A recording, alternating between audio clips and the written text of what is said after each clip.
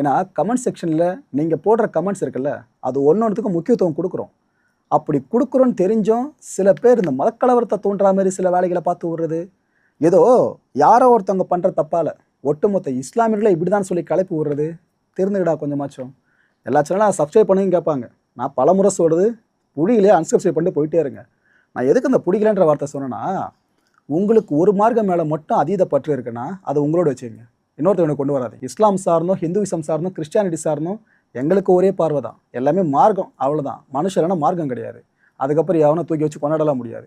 இந்த வித்தியாசம் புரிஞ்சாலும் சரி புரியனாலும் சரி, சில மதவெறி பிடிச்ச கும்பல் இருக்கானுங்களே, எப்படா ஒருத்தவங்க சிக்குவாங்க, அவங்களை ஃபுல்லாக ரேசிசம் பண்ணலாம், ஒட்டுமொத்தமாக இப்படி தானே ப்ரொஜெக்ட் பண்ணான்னு அலைஞ்சிக்கிட்டு இருக்கானுங்க. பொதுவாக கான்டென்ட் ஆரம்பித்தா நம்ம உள்ளே போய்டுவோம் ஸ்ட்ரைட்டாக.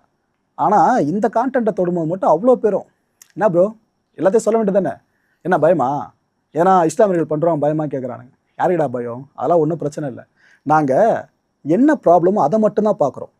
அதை விட்டுட்டு உங்களை மாதிரி இந்த ஒரு ஆள் பண்ணால் அந்த மதத்தினர் எல்லாம் இப்படி தான் பண்ணுவாங்கன்னு கேவலமான மைண்ட்ஸில் நாங்களே யோசிக்க ஆரம்பித்தா ஒட்டுமொத்த நாடு சுடுகாடம் மட்டும்தான் இருக்கும். ராஜா, இந்தியான்றது இந்துக்களுக்கு மட்டும் சொந்தம் இல்லை, எல்லா மார்க்கத்தவர்களுக்கும் சொந்தம் தான்.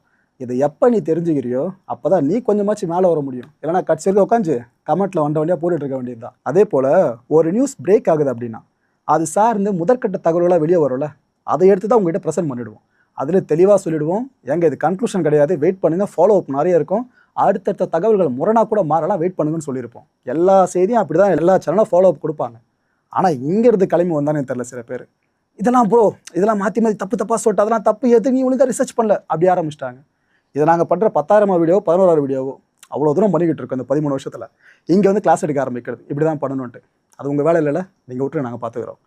ஏன்னா இந்த செய்தி சார்ந்து முதல்ல சொல்லிட்டோம். இப்போ வரைக்கும் வந்திருக்க தகவல்கள் இதுக்கப்புறம் இன்வெஸ்டிகேஷன் மூலமாக பல விஷயங்கள் வெளியே வரும். சம்மந்தப்பட்டவங்க கிளாரிஃபிகேஷன் கொடுப்பாங்க, வெயிட் பண்ணுங்கள். அதுக்கப்புறம் நம்ம ஃபுல் த்ரூவில் போவோம். எதுவாக இருந்தாலும் கோர்ட்டு சொல்கிறதான்னு தெளிவாக சொல்லிட்டோம். அதை தாண்டியும் சில பேர் புஷ் பண்ணுறாங்க, ப்ரோ இஸ்லாமியெலாம் இப்படி தான், அது நீ சொல்லு அப்படின்னு என்ன கொஞ்சம் இன்ஃப்ளூயன்ஸ் பண்ண ட்ரை பண்ணுறீங்கன்னா டைம் வேஸ்ட்டு தான். வேறு வழியை பார்த்துட்டு போயிடலாம்.